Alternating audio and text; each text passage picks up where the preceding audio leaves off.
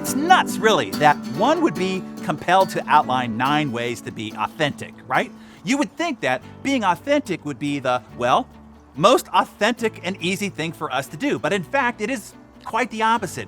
Being authentic is one of the hardest things for us to do as humans. As we learn early on, before we are even conscious actually, that we need to put on a front, to go out in the world wearing a mask, to mirror and match the expressions of others in order to get them to like us and to accept us. This is done for survival in a tribe species. And you would also think that being authentic today would be easier than at any other time in history because, quote unquote, being authentic is such a thing now. But the reality is, our reality has never been more packaged, staged, photoshopped, and faked, and then promoted and made visible everywhere and constantly than at any other time in human history.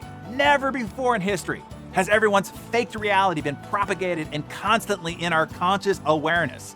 It is my view that true authenticity is at an all-time low in the human experience. So yes, a lesson on how to be authentic is just what the doctor ordered. By the way, it's worth it here.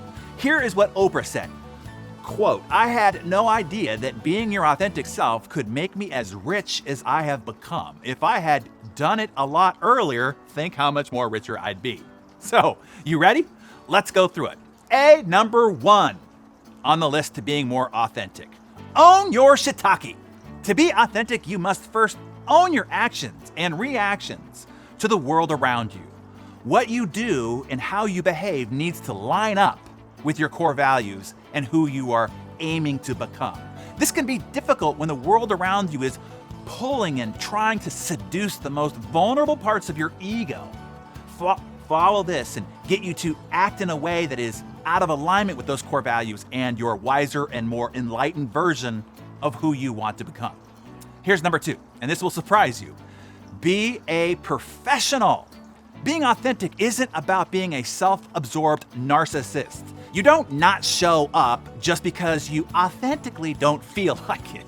You don't talk to people like an a-hole because, hey, I'm just being authentic. No, you act like an adult. You behave like a professional. I can't tell you the number of times that I was scheduled to deliver a keynote and I didn't feel like doing it. I could have just said, I'm not feeling it today.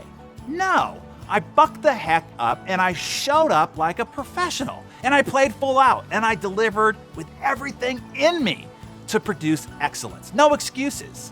I don't want my heart surgeon being authentic. I want her to be a professional. I don't want my bungee jumping operator being authentic. I want him being a freaking professional. Being a pro means that you hit deadlines. You do what you say you are going to do. You deliver what you promise, period. No excuses, no matter how authentically you're feeling. And number 3, no whining or moaning. Complaining is what you do when you blame others and claim that it's their fault. Authentic people take full responsibility for everything around them and simply just handle it. Number 4, let other people own their monkeys. The world around you will try to hoist their monkeys on you.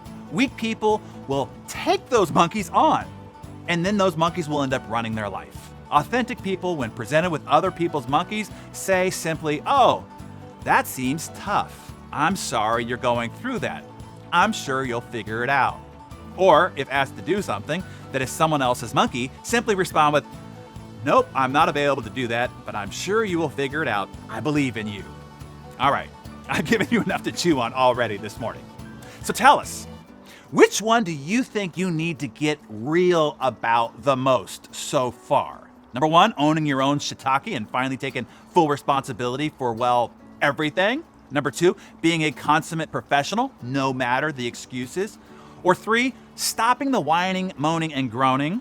Or 4, stop babysitting and carrying the burden of other people's monkeys. Tell us which one in the comments below. Hey, you want to see an ad? Maybe one from Geico or Pfizer or Verizon? Nah.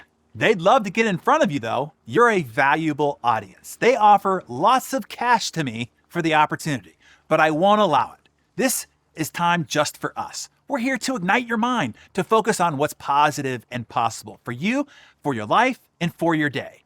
All I ask that you pay is to pay it forward. If any episode is valuable to you, please share it widely with others. That's all, and thank you.